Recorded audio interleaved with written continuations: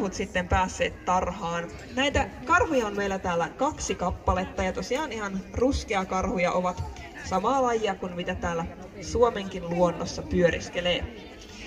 Meillä on täällä 2 naaraskarhua ja ne ovat itse asiassa äiti ja tytär. Tuo, joka seisoskelee puuta vasten, on emokarhu. Se on 21-vuotias ja se on syntynyt Ähtärin eläintarhassa. Ja sen tunnistaa siitä, että sen toinen korva on tolleen lurpallaan. Ja sitten tuo, joka kaivelee tuolta puun alta vesimelonia, niin se on tämän emokarhun 16-vuotias tytär. Ja se on syntynyt täällä Korkeasaaressa.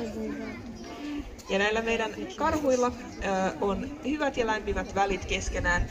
Eli normaalisti emokarhu sitten hätistelee pennut pois luotaan parin vuoden iässä. Mutta täällä eläintarhassa, kun niillä ei ole kiistaa ruuasta, niin ne tulee toimeen oikein hyvin ja